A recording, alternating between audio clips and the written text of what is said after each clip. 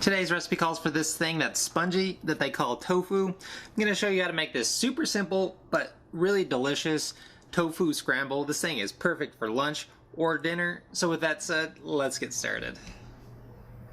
The first thing we need to do is prep the tofu. We want to give the tofu a good hard squeezer to get as much water out of it as possible. It's easiest to leave it in the package when squeezing it like this. Once you've done that, you'll grab a clean kitchen towel to wrap the tofu up. Wrap it up like it's a little big tofu burrito thingy. Give it a few more light squeezers after you've done so. You'll put some plates or anything that has some weight to it on top of the tofu. Doing this will help squeeze out more of the water and moisture that the tofu holds, which in turn will give us a better cook. You'll press the tofu for about 5 minutes or until you're ready to cook it after you've prepped all the other ingredients. The next thing we need to do is dice one small yellow onion. Cut the top off the onion, the opposite end of the root, and then cut it in half. This will make the process of peeling the skin off that much easier. Once peeled, we'll cut the onion into a small dice. Make 1/4-inch sections, cutting from side to side. It's best practice to use the tip of the blade to make the sections. After the sections are made, you'll turn the onion and cut it the opposite way, cutting from the top towards the root of the veg. You'll make the same size cut to make the small dice. The next thing we need to cut is 4 large garlic cloves. I found the easiest way to peel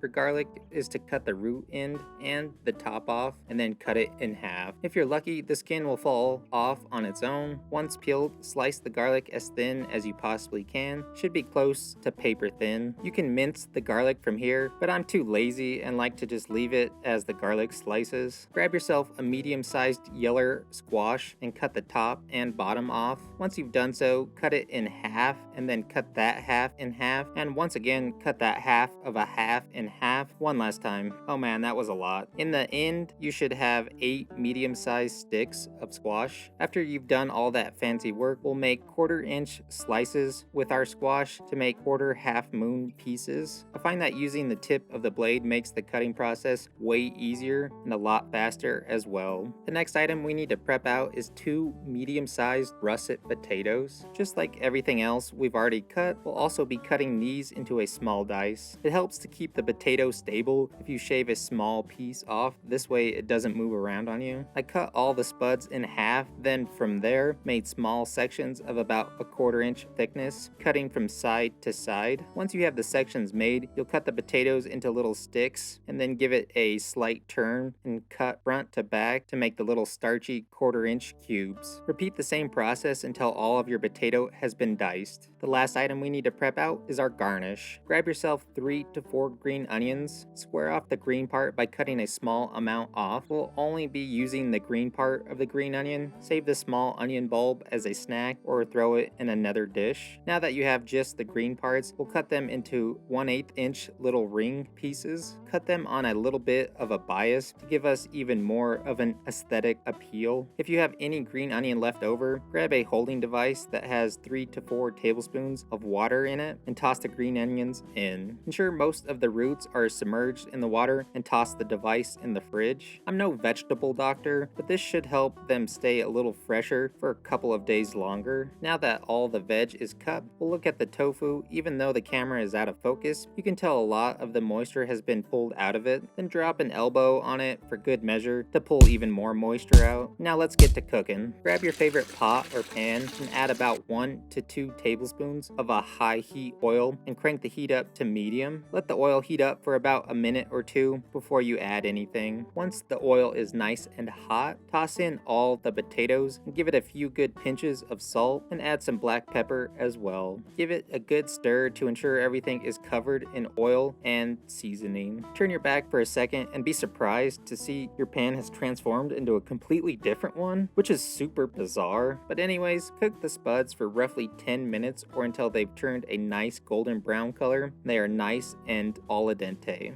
A little pro tip to help ensure they are cooked is throw a lid on top of your your pan. This will help trap in all the steam and heat, which in turn will cook the potatoes all the way through. Now that the potatoes are cooked and have a nice golden crust on them, we'll clear them all out of the pan and put them in a holding device they call a bowl and set them aside so we can start sauteing the next thing. Leave as much oil as possible in the pan when taking the potatoes out. Toss the pan back over medium heat. The next thing we'll add is our onion. Give it a quick mixer to coat it in the oil and give it a few pinches of salt as well. It's imperative that you season as you go. This will help build flavor and ensures each ingredient tastes good on its own to ensure our entire dish tastes great in the end. Saute the onions for about 5 minutes or until they become translucent. Now that the onions are basically see-through, we can add the tofu. We're going to be making a scramble style of tofu. I find the easiest and best way to achieve the small pieces is to break it up with your little fingies as you're adding it to the pan. Once in the pan, you can break things up with your spoon as well, but this helps start the process. Before I forget to mention, I'm using a firm block of tofu. That's 16 ounces or 453 grams worth. It's best to use firm or extra firm when cooking it like this. Season the tofu with some salt. The cool thing about tofu is it takes on any flavor you throw at it, so you can get as crazy as you want with this dish. Cook the sponge for about 5 to 6 minutes or until the outside of it becomes a nice golden brown color. If you want to achieve that golden crust, the secret is to just have some patience is all. It takes a little bit of time. The less you mess with it, the better chances you have to get that golden color. Do not add any extra oil to the pan, thinking that'll make it golden brown and crispy. If you do so, the tofu will soak all that up and will turn your tofu super greasy and it's just not appetizing. Now that the scramble is a golden brown color, add the yellow squash and give it a quick seasoning. Throw the lid atop the pan and cook the veg for 3 to 4 minutes or until it's almost all the way cooked through. We want them to have a small bite or a little bit of a crunch to them. Once cooked, part the sea and make a small hole so we can add the garlic. Toss the vampire repellent in, and you may need to add about a 1/4 teaspoon to a teaspoon of oil to help ensure that the garlic gets fried and delicious. Saute the garlic until it becomes super aromatic and fragrant in smell. Should take about a minute or so. After the garlic has been cooked, add the potatoes back to the pan and give everything a good mix up so that it's one giant delicious mess. Cook for a minute or two to ensure everything is hot all the way through. After that, put the lid on top to keep the heat in so it stays warm. Push the pan off the heat so we can finish the last part of this dish. Before I forget, you should make some homemade chili oil. This stuff is not only insanely tasty and a bit spicy, but the chili oil will bring so much flavor to this dish. If you don't know how to make it, don't even worry your little spicy heart. I have a full video on how to make it. I'll leave a link in the description so you can go check that video out. To finish up our tofu bowl, grab a small non-stick saute pan, give it a small bit of oil, and turn the heat knob to a medium. For the perfect fried egg, it's imperative that you let your pan warm up and become hot. Once hot, crack your egg into the pan. Cook the first side for a minute or two or until the egg starts to turn white and the egg is able to move around in the pan freely as well. After you're able to move it around easily, flip that sucker over and cook the other side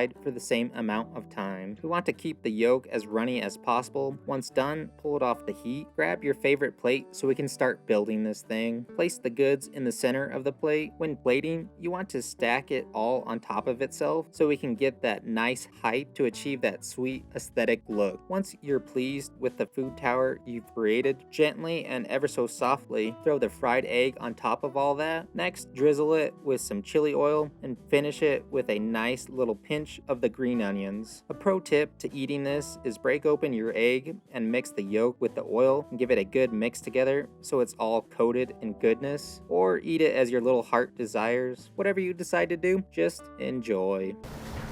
Alright, now that our tofu scramble majiggy thing is done, let's give it the old taste-a-roo.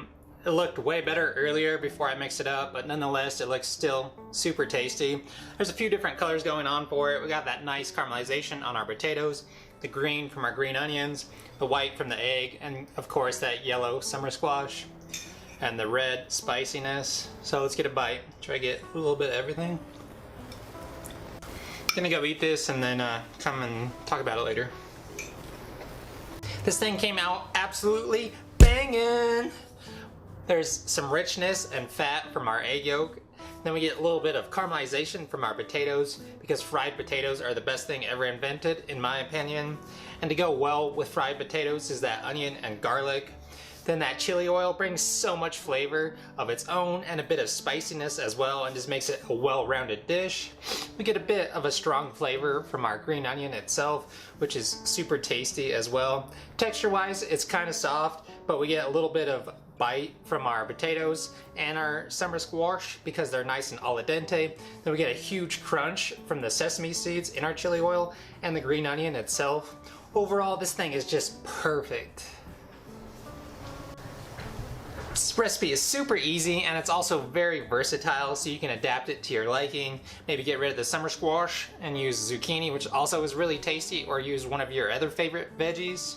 And if you're anti-tofu and you don't want that spongy old thing in your mouth, then you can also use ground turkey or ground chicken, and it'll come out just as great. So hopefully you enjoyed today's video. Thanks for watching. And I have a full pan of this stuff to eat because I'm a growing boy, and I think I used too much chili oil, so we'll see if that causes any problems. We'll see you on the next one. We're gonna make a super simple but delicious earlier, but you know, had to get it. This stuff came out absolutely banging.